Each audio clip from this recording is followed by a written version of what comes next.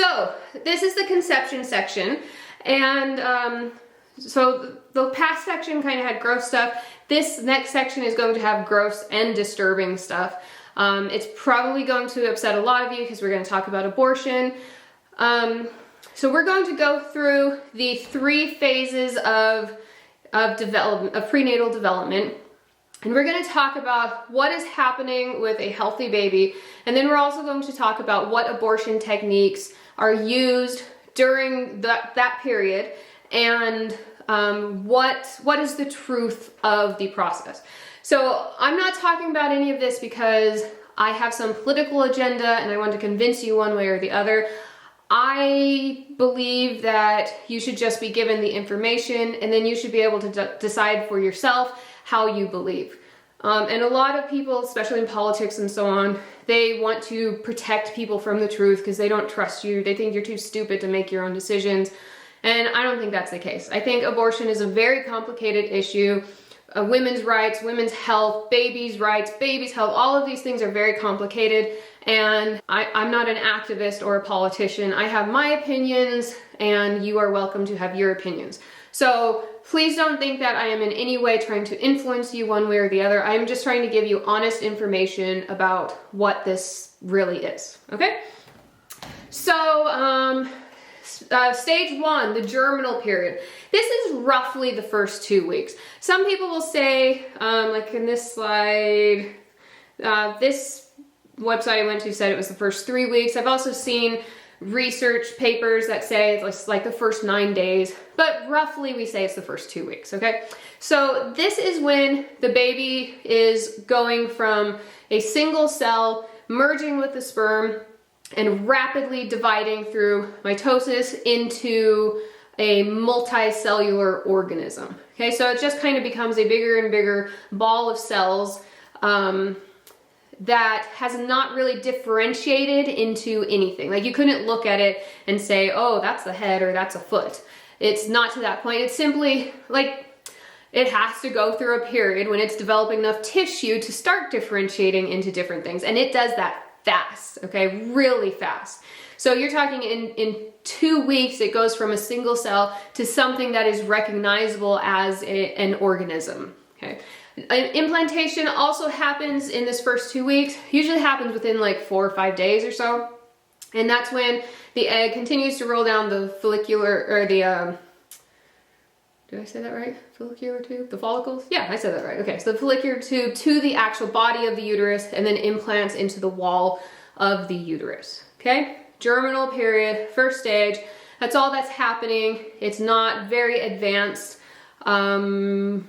But there are tons of hormonal and physical processes going on at this stage. Women can already be feeling nauseous and morning sickness and just all sorts of weirdness happening. Their hormonal levels have gone through the roof, and it can, some women don't notice it, but some women notice immediately when they're pregnant because their hormones change so dramatically.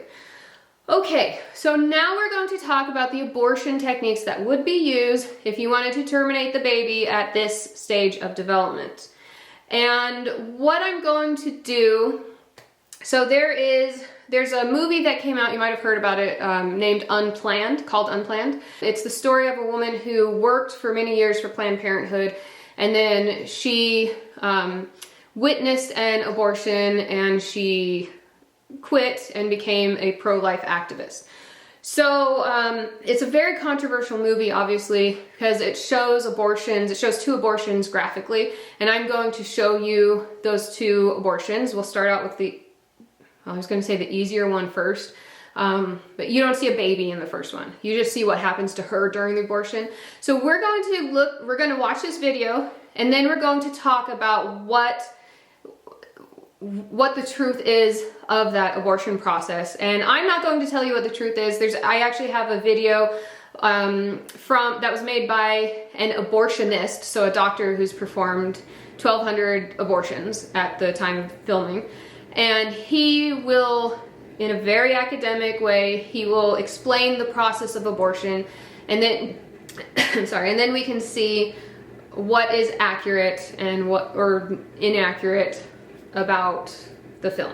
Okay, and again, I will warn you that this is a very unpleasant scene, So just, emotionally prepare yourself for this.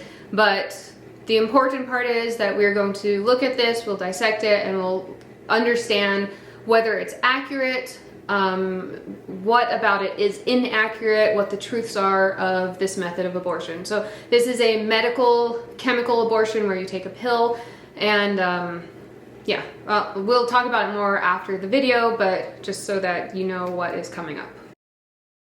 We look through this to see what the truth is and what isn't. So what we're going to do next is we're going to watch the instructional video from the doctor who is an abortionist, and he's going to explain what the process is so that you can see what is true about this movie clip, what isn't, what it left out, or whatever, okay? So let's watch the next video where it's a much more instructional explanation, a much more academic explanation of what happens during this medical abortion.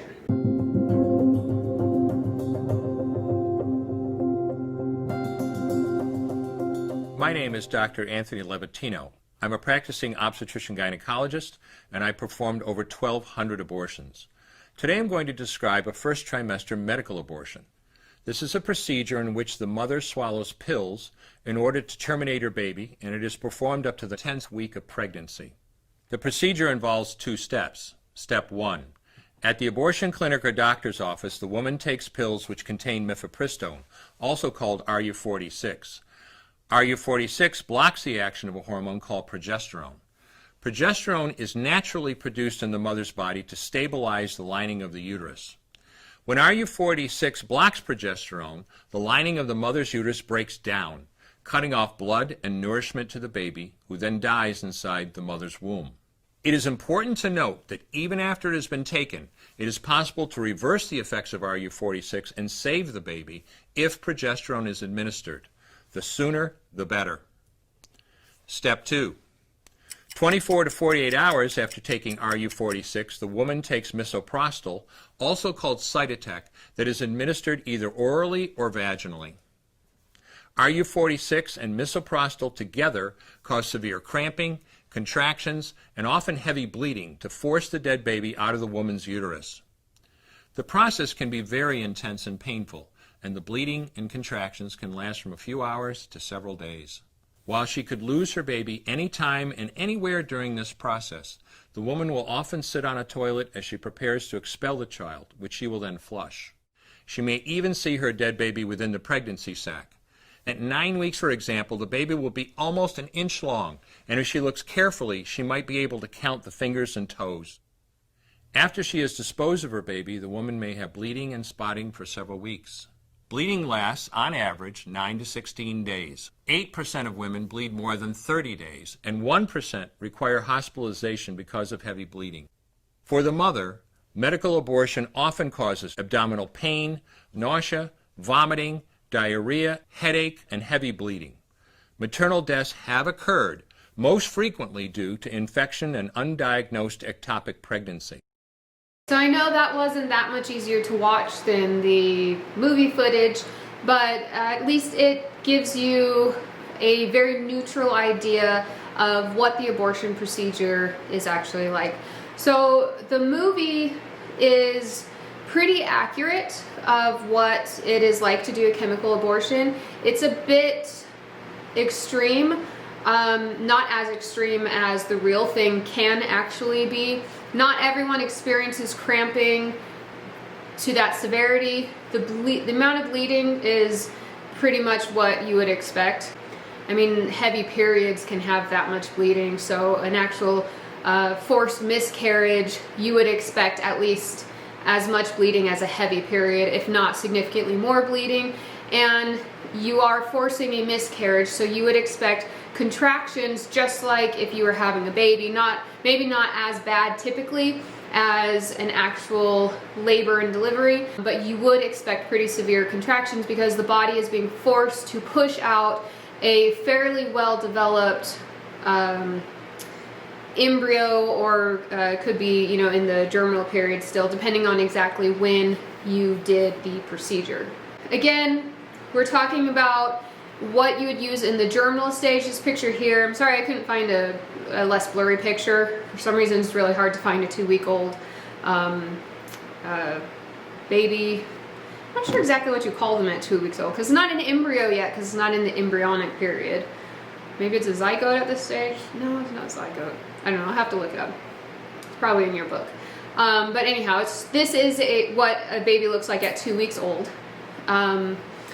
So that's the end of the germinal stage. Now, a chemical abortion can be done up to 10 weeks old, and so this is what this would be an embryo. So this is what an embryo looks like at 10 weeks old, which would be the time limit for having a chemical abortion. So you could see that if you delivered this embryo, you would very easily be able to see what the baby looked like after it came out. And this, you can tell that it's a little boy. This was actually a miscarriage. So yeah, anyhow, okay.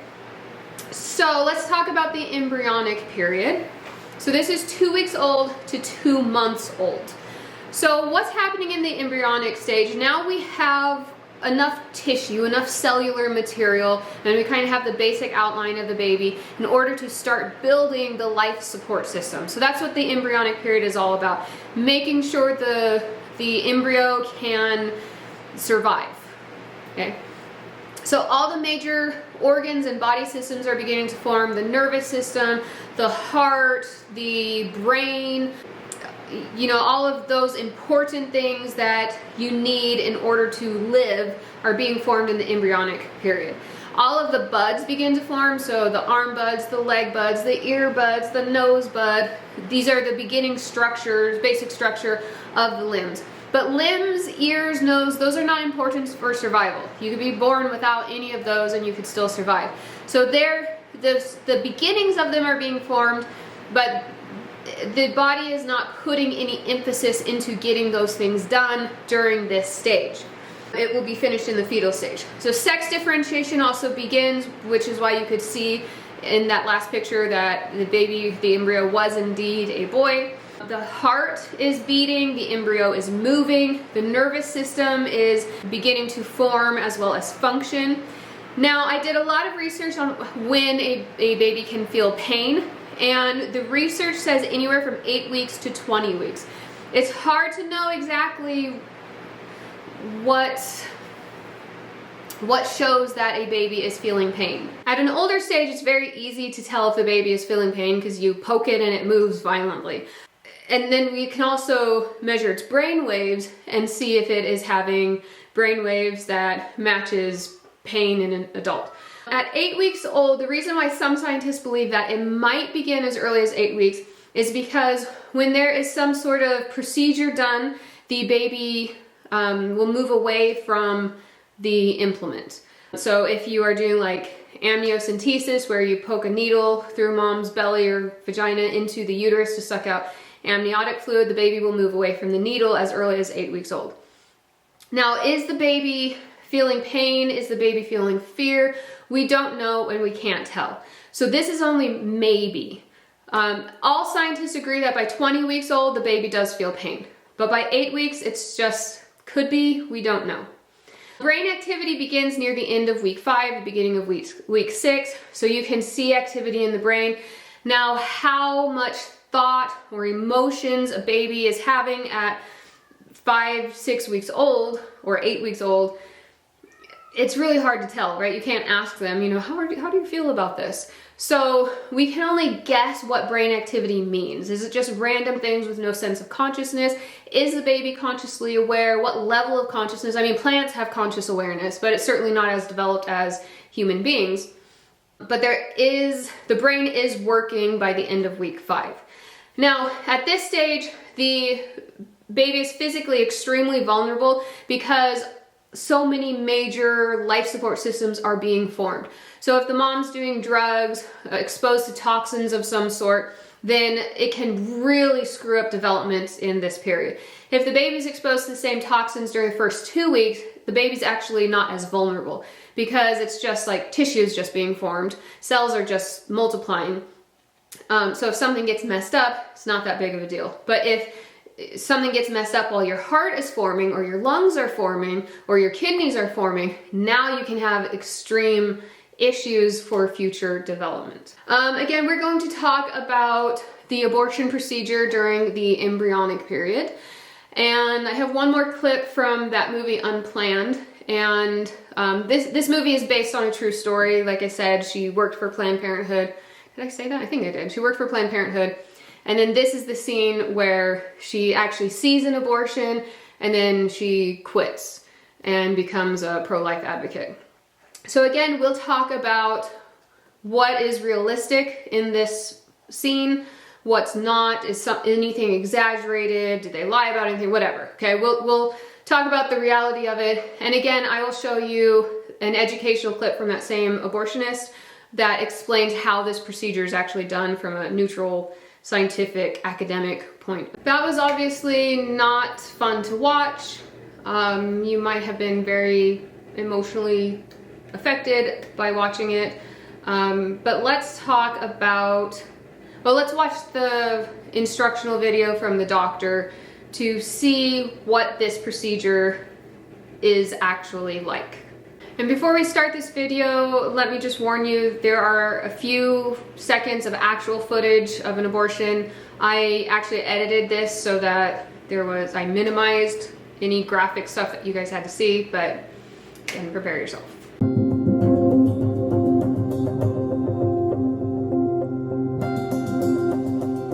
My name is Dr. Anthony Levatino. I'm a practicing obstetrician gynecologist and I've performed over 1,200 abortions. Today I'm going to describe a first trimester surgical abortion called suction D&C, dilatation and curettage. This is the most frequently performed abortion and is used typically from 5 to 13 weeks of pregnancy. After administering anesthesia, the abortionist uses a speculum like this. This is placed inside the vagina and opened using this screw on the side, allowing the abortionist to see the cervix, the entrance to the uterus. The cervix acts as a gate that stays closed for the duration of pregnancy, protecting the baby until it is ready for birth. The abortionist uses a series of metal rods called dilators, like these, which increase in thickness, and inserts them into the cervix to dilate it, gaining access to the inside of the uterus where the baby resides. The baby has a heartbeat, fingers, toes, arms, and legs, but its bones are still weak and fragile. The abortionist takes a suction catheter like this one. This is a 14 French suction catheter. It's clear plastic, about 9 inches long, and it has a hole through the center. It is inserted through the cervix into the uterus. The suction machine is then turned on with a force 10 to 20 times more powerful than your household vacuum cleaner. The baby is rapidly torn apart by the force of the suction and squeezed through this tubing down into the suction machine, followed by the placenta. Though the uterus is mostly emptied at this point, one of the risks of a suction D&C is incomplete abortion. Essentially, pieces of the baby or placenta left behind. This can lead to infection or bleeding. In an attempt to prevent this, the abortionist uses a curette to scrape the lining of the uterus. A curette is basically a long-handled curved blade. Once the uterus is empty, the speculum is removed and the abortion is complete. The risks of suction D&C include perforation or laceration of the uterus or cervix, potentially damaging intestine, bladder, and nearby blood vessels, hemorrhage, infection, and in rare instances, even death. Future pregnancies are also at a greater risk for loss or premature delivery due to abortion-related trauma and injury to the cervix. So as you can see from that, it is actually a pretty accurate scene of what a real suction abortion is like. Obviously it's very dramatized, but that's the point of the movie.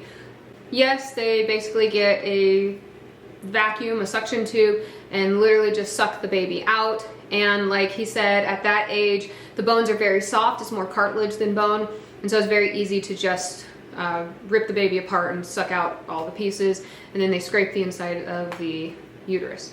So embryonic period, 2 weeks to 2 months. So again, that is a picture of a 2-week-old germinal period baby, or maybe beginning of embryo. And then this is what a baby would look like at the end of the embryonic period. So this is an 8-week-old embryo. So one of the things that people ask me about that video is would the baby actually move away from the suction tube like that? And the answer is yes. Again, like I said before, scientists believe the babies may feel pain as early as 8 weeks old because they do show that reaction. So they do move away from implements. So I actually found another footage. It's old. It's like from the, I think the 90s. So it's a little bit grainy, but I couldn't find anything more recent or better quality.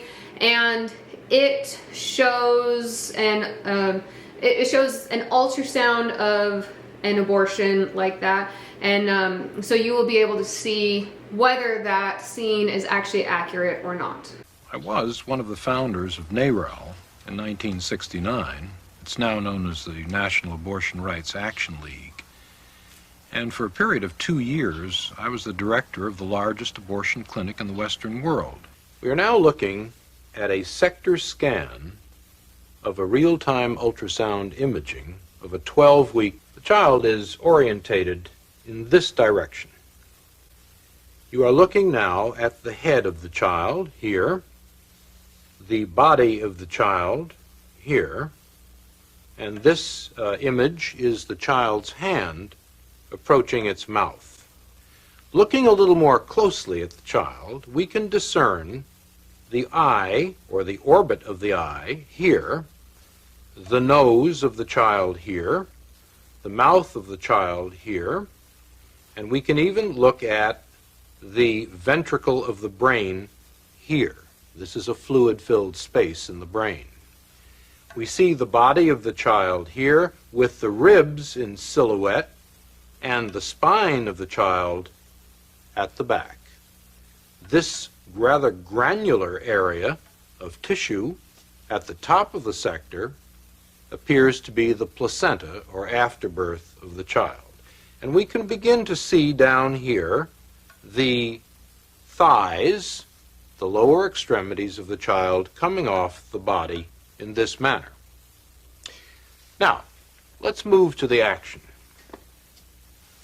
We now see the heart beating here in the child's chest.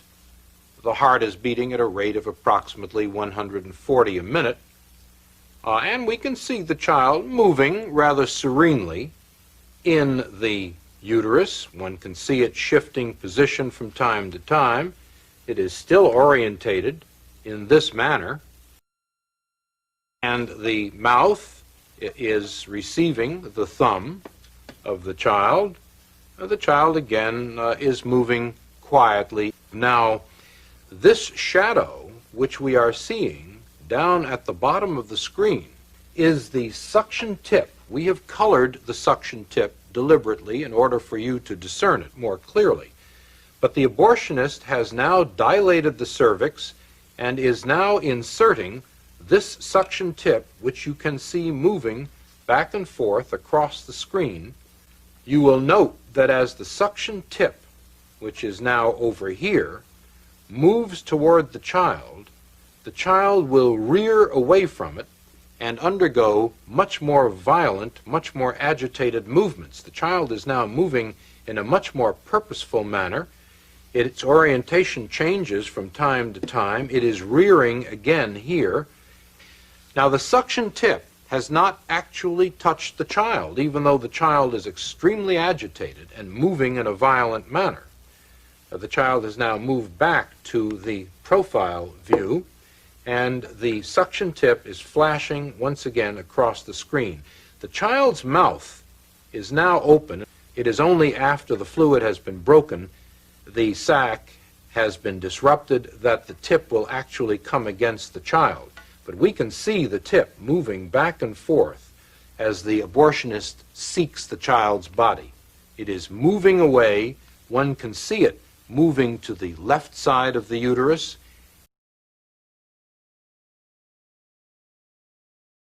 Now the heart has again perceptibly speeded up. We can time this at approximately 200 beats per minute.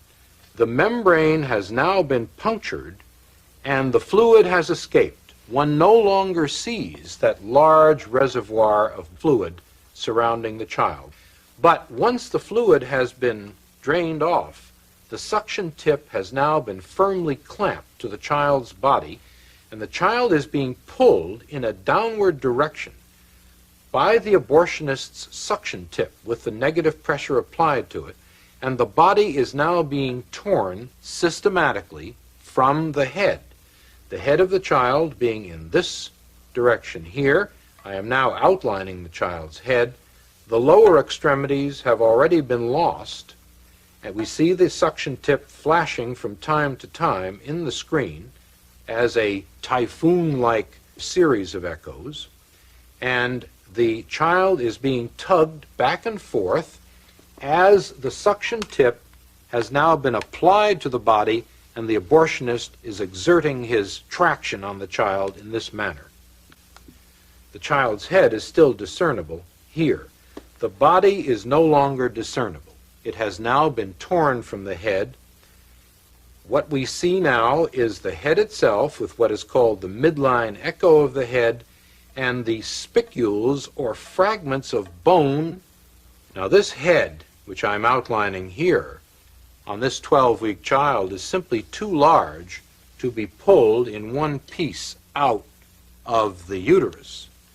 The abortionist is going to have to employ this instrument, the polyp forceps, in an attempt to grab the head. The abortionist will attempt to crush the head with this instrument in this manner and remove the head piecemeal from the uterus. We now see intermittently the shanks or blades of this instrument appearing in the image here. The head tends to float freely in the uterus. Here are the shanks or blades of the instrument coming across here. And the head is now being locked on by this polyp forceps, and the head is being pulled down toward the cervix. And once again, I know I've said this a million times, but I'm showing this stuff because I am an educator and it is my job to educate you and give you the knowledge, and you can do with it what you want. But I'm just imparting knowledge, okay? And I think it's really important to see both sides. I'm going to talk about this a little bit later, but if you ever needed to counsel women like this, or men also often go to post-abortion counseling because, you know, they've lost a potential child too. It's important to understand what they've gone through and how it could affect them emotionally. But like I said, I will talk about that a bit more in a few slides. So back in the day of early evolutionary theory, and I still hear people say this nowadays, although a good evolutionary scientist does not believe this anymore. But there's something on the baby in the germinal period into the embryonic period called the caudal eminence. And people have said this is a tail, and it proves evolution because it's kind of like a vestigial tail that harkens back to previous ancestors, and it's not true. What this is this is the spinal cord forming. So remember I said in the embryonic period, it's life support systems first. So the important things get developed first. And in this case, the spine is more important than the rest of the fleshy back, or it's more important than creating a fat belly for the baby. So the spine gets formed before the rest of the body. So the cellular development forms important organs, and then it forms the body around those important organs. So that's really what the tail is. These other pictures are of a mouse embryo. And so you can see that even though it looks very similar, the caudal eminence on the mouse embryo is significantly longer. And that's because the tail is all part of the mouse's spinal cord, and it's obviously a much longer spinal cord. So the caudal eminence forms into neurological tissue in our back at the bottom of our spine. And so it's not a tail, it's just our spine. Okay, fetal period, stage 3. So this is 2 months to birth. So you have rapid physical growth. The organs are developing rapidly in the embryonic stage, but the rest of the body is developing rapidly in the fetal stage. So baby teeth begin to form, the tooth buds, so teeth aren't out, but they're growing within the gums. The hands are going to be fully formed very quickly in this stage. The bones begin to form and harden, which is important when we talk about the abortion procedure. The vocal cords are being created. Basically, all of the extras are getting finished. So these are not the life support systems. These are just the nice extras. You know, fat baby belly that will help to keep the baby alive is important, but it's not as important as the spinal cord. So the body is programmed to finish those later on down the road. Now, all scientists agree that it is in the fetal stage by 20 weeks old, which is 5 months, that babies are definitely feeling pain. Okay, I don't think there's a scientist on the planet that would argue with that. Possibly as early as 8 weeks or 2 months, but most likely it's by 20 weeks that, or at least definitely by 20 weeks, the fetus is feeling pain. All right, so no more scenes from that movie, but we're going to watch 2 of those instructional videos about the 2 different abortion methods that are used during the fetal stage of development.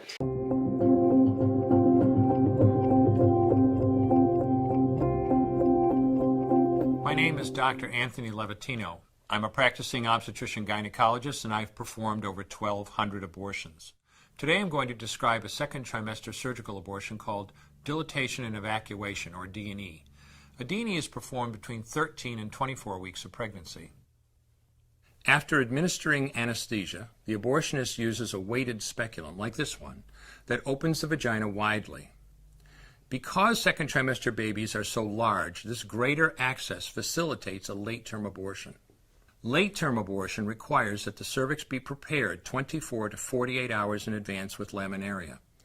Laminaria is a type of sterilized seaweed that absorbs water over 8 to 12 hours and swells to several times its original diameter. Once removed, metal dilators can be used to further open the cervix as needed. Once the cervix has been stretched open, the suction tube is placed inside. A baby at 20 weeks gestation is as big as the length of my hand, from head to rump, not counting the legs. The suction machine is turned on, and pale yellow amniotic fluid surrounding the baby is suctioned out through the catheters. With babies this big, they don't fit through catheters this size. The baby's bones and skull are too strong to be torn apart by suction alone. This is a Sofer clamp. A Sofer clamp is made of stainless steel. It's about 13 inches long.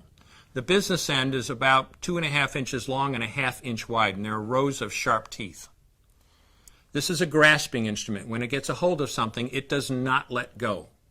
The abortionist uses this clamp to grasp an arm or leg. Once he has a firm grip, the abortionist pulls hard in order to tear the limb from the baby's body.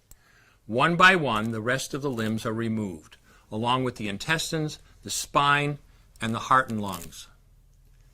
Usually the most difficult part of the procedure is extracting the baby's head, which is about the size of a large plum at 20 weeks. The head is grasped and crushed. The abortionist knows he has crushed the skull when a white substance comes out of the cervix. This was the baby's brains. The abortionist then removes skull pieces. He removes the placenta and any leftover parts of the baby with a curette, scraping the lining of the uterus for any remaining tissue. The abortionist then collects the baby parts and reassembles them to make sure that there are 2 arms, 2 legs, and all the pieces. Once all the parts have been accounted for, the abortion is complete. For the woman, this procedure carries a significant risk of major complications, including perforation or laceration of the uterus or cervix, with possible damage to the bowel, bladder, and other maternal organs. Infection and hemorrhage can also occur, which can even lead to death. Future pregnancies are also at greater risk for loss or premature delivery due to abortion-related trauma and injury to the cervix. Finally, I'm going to describe a 3rd trimester induced abortion, which is performed at 25 weeks to term. At this point, the baby is almost fully developed and viable, meaning he or she could survive outside the womb if the mother were to go into labor prematurely. Because the baby is so large and developed, this procedure takes 3 or 4 days to complete. On day 1, the abortionist uses a large needle to inject a drug called digoxin. Digoxin is generally used to treat heart problems, but a high enough dosage of digoxin will cause fatal cardiac arrest. The abortionist inserts the needle with the digoxin through the woman's abdomen or through her vagina and into the baby, targeting either the head, torso, or heart. The baby will feel it. Babies at this stage feel pain. When the needle pierces the baby's body and the digoxin takes effect, the life of the baby will end. The abortionist then inserts multiple sticks of seaweed called laminaria into the woman's cervix. They will slowly open up the cervix for delivery of a stillborn baby. While the woman waits for the laminaria to dilate her cervix, she carries her dead baby inside of her for 2 to 3 days.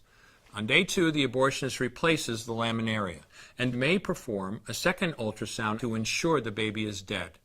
If the child is still alive, he administers another lethal dose of digoxin. The woman then goes back to where she is staying while her cervix continues to dilate.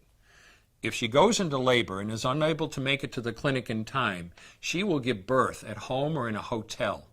In this case, she may be advised to deliver her baby into a bathroom toilet. The abortionist then comes to remove the baby and clean up. If she can make it to the clinic, she will do so during her severest contractions and deliver. If the baby does not come out whole, then the procedure becomes a D&E, a dilation and evacuation, and the abortionist uses clamps and forceps to dismember the baby, piece by piece. Once the placenta and all the body parts have been removed, the abortion is complete. Late-term abortions have a high risk of hemorrhage, lacerations, and uterine perforations, as well as a risk of maternal death. Future pregnancies are also at a greater risk for loss or premature delivery due to abortion-related trauma and injury to the cervix. Sure, you'll be happy to hear that was the last of those videos. So, I'm sorry if some of you are upset. I know those of you who are pro-life and feel strongly about this will be upset with watching those. But I just think it's important for people to be obviously I think it's important for people to be educated because I'm a college professor. But I don't think you can make a good decision in life, whether it's about having an abortion yourself or what political opinions you have or what's the best way to help people without understanding the truth of this situation. For instance, I'm a domestic violence counselor, and if I didn't understand what was happening within the dynamics of a domestic violence relationship, then how could I properly help, and counsel the people who are going through a situation like that? I'm not saying any of this because I'm judging or trying to influence your opinion or anything. I'm simply trying to educate you so that you can form your own opinions and decide what you're going to do with those. Okay. All right. Anyhow, let's talk about why people are having abortions. Half a percentage of women who get abortions are victims of rape, and roughly another 0.5% are victims of incest. So that is the lowest cited reason of why women have abortions. The next one is fetal health problems. So there's something wrong with the baby. They're not going to live. They might have a chromosomal issue such as Down syndrome or trisomy 18 or things like that, which is something that we'll talk about. There's also some ethical issues. For instance, people with Down syndrome can live very full lives. So should they be aborted simply because they have a chromosomal issue? That's something we'll get into later.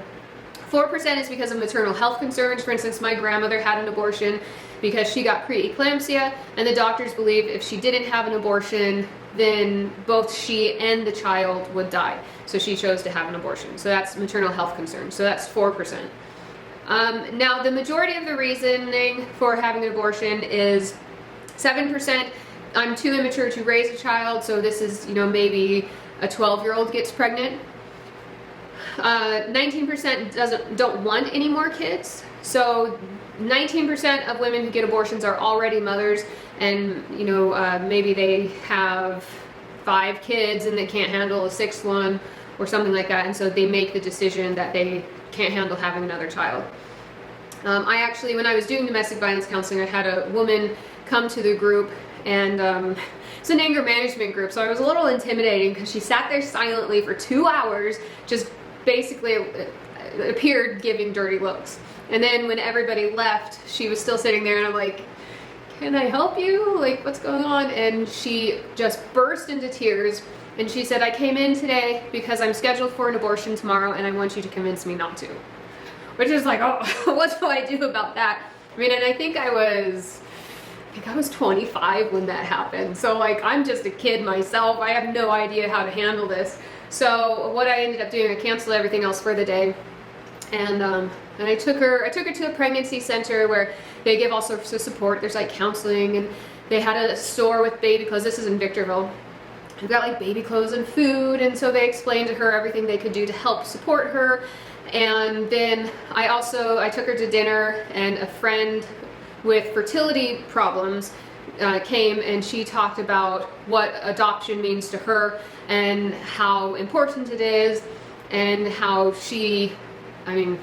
this poor girl, she's just desperate to have a child, and like the waiting list for adoption at the time at least was like 5 years long, and you know, it's because there's actually not enough kids to adopt, so you have to wait a long time in order to adopt a child, and they couldn't have kids, and yeah, so anyhow, she actually canceled the appointment. She had the child, and we're still in touch. We're Facebook friends, and every year on his birthday, she sends me a picture of him and says, "Thank you for saving my child's life." So, yeah, so it's kind of nice. So her issue was she already had 2 kids. She didn't want another one, mostly because she didn't think she could handle it, and she didn't think she could afford to raise him. And that's the second most common reason I can't afford to have a baby. That's 23% of women say that's the reason for having an abortion. Which, I mean, it is expensive to raise a baby, especially in this country, especially with the expectations we have for how much the child should get, like all the toys and video game systems. But even actually physically giving birth to a baby can be very expensive, especially if you don't have good insurance.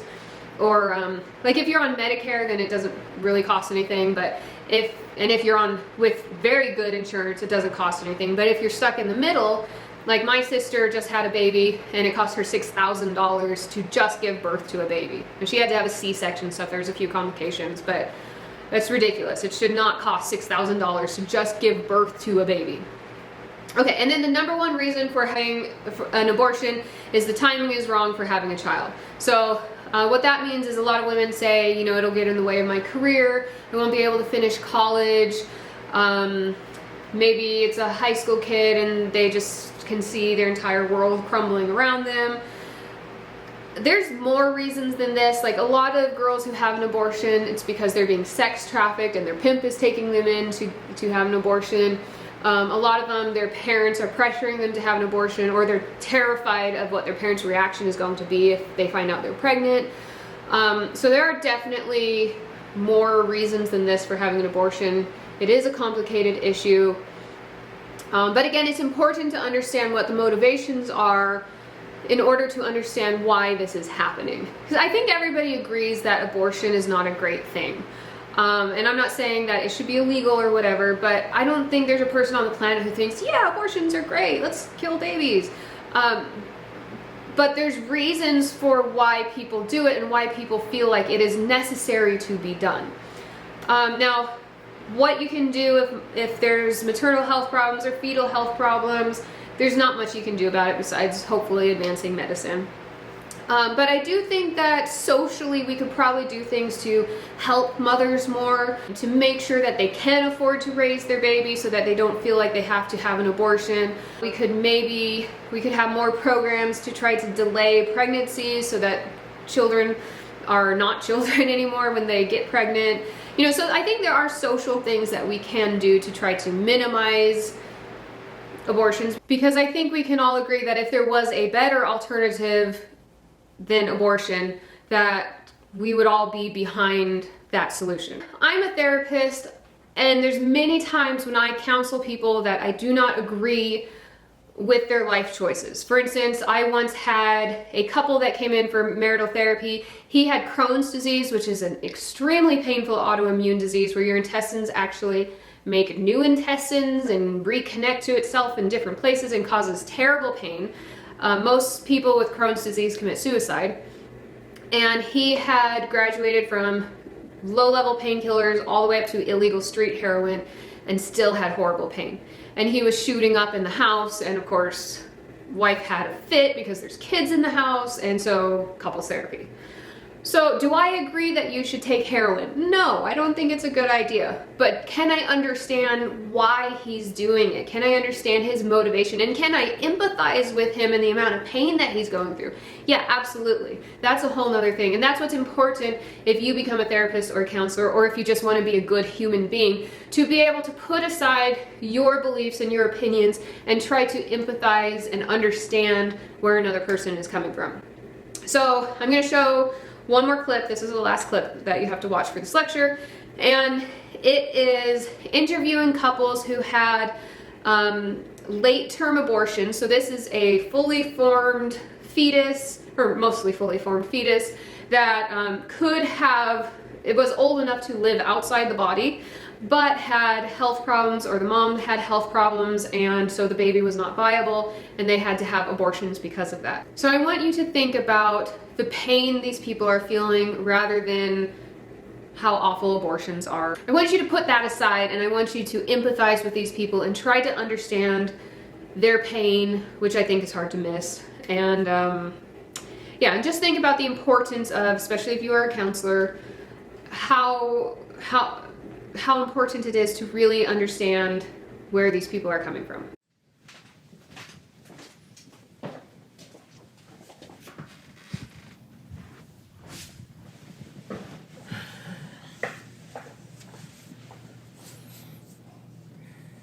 We terminated our pregnancy at 21 weeks. I was between 15 and a half and 16 weeks. I was exactly at 18 weeks when I terminated my pregnancy. 18 weeks for the first and 14 weeks for the second. 21 weeks. 22 weeks. I was 20 weeks and 5 days when I terminated my pregnancy. Her diagnosis was so severe, we knew that she wasn't going to survive no matter which route we went. And so I remember at night I was laying in bed and I just said, she deserves to have a name.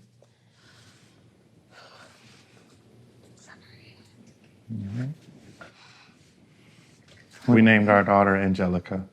Her name was Lola. His name is Carson. We named our daughter Charlotte. Our first one that we terminated was named Stephen. The last one that we terminated was named Rachel. We were thrilled to know we were having a girl and decided on Naomi as the name. I still, think of her as my daughter. We did not pick a name, and I still think about it every day. A lot of what's talked about is, women who have unwanted pregnancies. But there are so many women who have wanted pregnancies, desperately wanted pregnancies, that have to make really hard decisions. People that I would like to be able to tell my story to, I feel would judge me, call me murderer. When I was at the clinic when we were losing our child, and the nurse was trying to put the IV in my arm, and she was having trouble, so obviously that's uncomfortable. And all I could hear outside is, you're murdering your child. My child who we prayed for years, that we finally had, and the fact, it was surreal that was happening to me. We found out at 18 weeks that our daughter had a lot wrong in the ultrasound for the anatomy scan. At our 20-week ultrasound, we were told that our daughter had severe hydrocephalus, which is a buildup of fluid on the brain. The baby had full trisomy 18. It's a condition that is not compatible with life. That our baby had chromosomal problems. The second one, she was already starting to die. She had heart failure. We researched, like you can't imagine, day and night, what would this look like if we were to try to go further in this pregnancy? What we were finding was just, sadness. It was just usually pregnancies don't make it to full term. If she had made it to term, she would have likely died almost immediately. Years ago, we didn't have a big group for medical terminations. And I would go to other support groups, and they told me, don't talk about that because the other women get so upset. No one seems to really factor in, I think, women's mental health. Like if you think about, like all of us have talked about the decision we had to make and the information we had to have and how quickly we had to do it. None of it hit me because I was having to go through it so fast. The impact it had on me psychologically, the impact it had on my husband. I feel like we still grieve every day. I don't think it'll ever go away. It's losing a child. It's losing something that you wanted and loved, you know.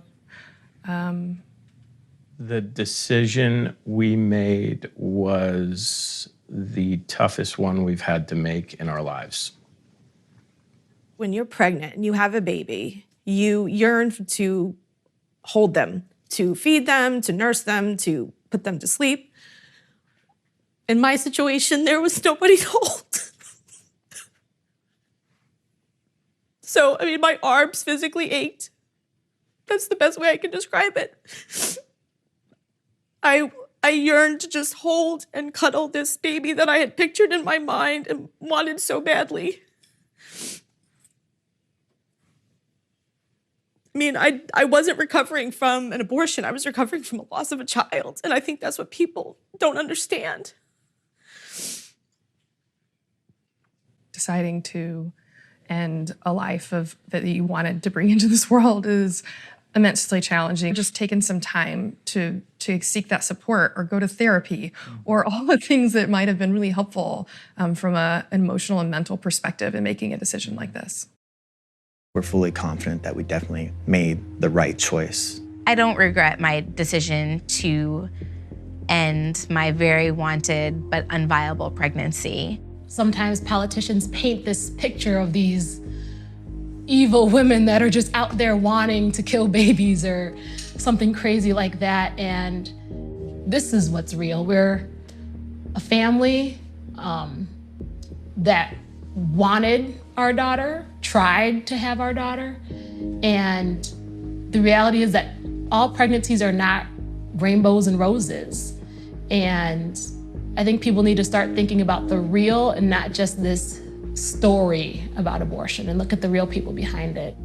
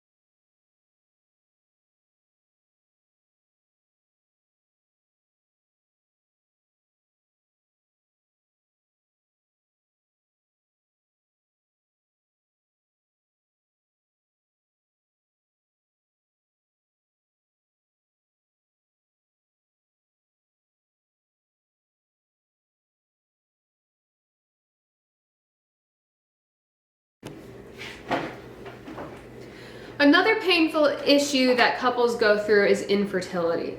So with infertility, you know, there's couples who are trying to have babies.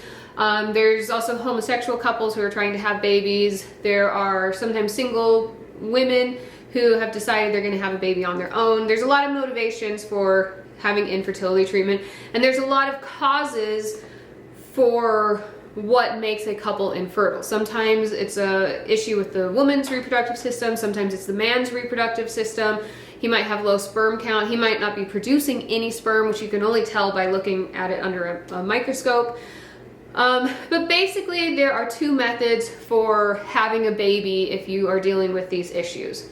IUI, intrauterine insemination, and IVF, intravenous. Wait, what does IVF stand for? I'm having IVF and I don't remember.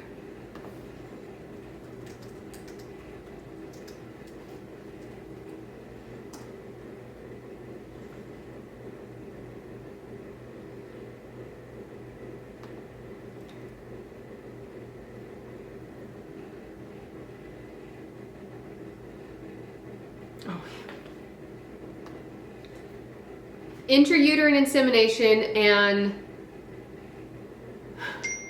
I never remember what it stands for. And in vitro fertilization. Okay, in vitro fertilization. All right, so intrauterine insemination it's very simple. It's basically like sex, but instead of the penis, it's a syringe. Some people call it the turkey baster method. So all you do is you take the sperm and you put a catheter up into the uterus, which hurts a little bit, but it's not too bad. And then you just squirt the semen in and you hope for the best. Many times the woman will be given fertility medication, progesterone, in order to help the eggs to develop. And then they are given a shot of human chorionic gonadotropin, HCG, in order to stimulate the ovaries to release the egg. Then the doctors will also look at the semen under the microscope and make sure there's enough sperm. So if there isn't enough sperm, or if the ovaries refuse to release the eggs, or if the sperm and the egg just don't meet, or maybe she does get pregnant but then she loses the baby right away, then IVF helps with all of those issues. So in vitro fertilization is a petri dish baby. So the woman takes medication in order to make her eggs develop, and then she is anesthetized and put under, and the doctor will come in and put a needle into her ovaries. They go through the vaginal wall into the ovaries and they will suck the eggs out. And then they put them in a petri dish, and they can either, there's two methods of doing it. You could just put the sperm in the dish and then they just do their own thing. Or if the man has low fertility or low sperm count, then they will actually poke a needle into the egg and inject the sperm. So there are no issues with this process causing like birth defects or anything like that, except for injecting, like this picture, injecting the sperm into the egg is associated with higher rates of birth defects. Not very big, but a little bit of a higher rate. And the reason is because when all that sperm competes to make it to the egg, the strongest, healthiest sperm is the one that wins. However, when the doctor injects a sperm, they just randomly pick one. And a man who has low sperm count also is more likely to have chromosomal issues. And so now, because it's not survival of the fittest, the doctor could have easily picked a sperm that has chromosomal issues, and so now it increases the birth defects for the baby. However, the procedure itself does not seem to be associated with any sort of health defects. Now, financially and emotionally, especially emotionally, these processes have huge costs. So IUI is the least expensive, the intrauterine insemination. It usually, if the woman doesn't need medication in order to develop the egg, then it's pretty cheap. It's like $300 a pop. However, the medication is usually about $2,500 in order to get to the point of having the IUI. So that can be expensive. Usually it will work within 3 tries if it's going to work. If it doesn't work within 3 tries, the doctor will suggest that you graduate to IVF. IVF cost, now I'm actually doing IVF. So I have done IUI, didn't work. Now I'm doing IVF starting next month. So by the end of the semester, we'll see. Fingers crossed. So IVF is going to cost me $25,000 for one try. Isn't that nice? Actually, it's 2 tries. It's like a package deal. So 2 tries. But IVF, so it's 2 separate processes. They go in, they collect the eggs, and then they freeze them. And then they develop the eggs in a petri dish, and then they do what's called transfer, where they put them back inside you and hope for the best. So 30% of pregnancies with IVF are twins. And that's because there's something about the procedure itself that seems to cause the cells to divide. So even if you only put one baby in, blastocyte in, that's what it's called in the germinal period, a blastocyte. I knew I would remember at some point. All right, so if you put one in, for some reason it tends to divide. And most people, because it's so freaking expensive, most people will put at least 2 in. Now I'm 39, and at my age, your fertility rate is dropping. And so for me, we'll probably do 3. Which means that potentially I could have triplets. And if an egg divides, I could have quadruplets, which is not good, okay? It's not good. You just want a single. And I mean, I love the idea of having twins, not triplets or quadruplets. Twins would be awesome. But even with twins, the chances of health defects, premature birth, which is associated with like lower IQ and earlier death, health problems, the more multiples that a mom has, the worse the outcome for a baby as well as mom, babies as well as mom. So the goal for IVF is to have 1 healthy baby. So while it would be nice to get 2 for the price of 1, that's not the goal. Just want 1. So yeah, we'll see. It's very difficult emotionally. Like I've gone through, I think I have 4 IUIs, and you know, you go through the process, you spend all this money, and then you have to wait for 2 weeks, and then all of a sudden you have your period, and you're like, ugh, it's like so frustrating. So I've actually been trying to get pregnant since mid-2018. So you can imagine like the frustration that happens with that. And so this is my first IVF, and if that doesn't work, then I might be making videos with no hair because I pulled them all out of my scalp. So again, just like abortions, like you should sympathize, empathize, you should try to understand where people are coming from. That's really the point of this chapter, in my opinion, is to connect with people and to understand them. And even though you have your strong beliefs about what's right and what's not, you really need to see where people are coming from. All right, so I hope this chapter was not too distressing and that you learned a lot, and send me any messages if you have questions or comments, and yeah, see you in the next chapter.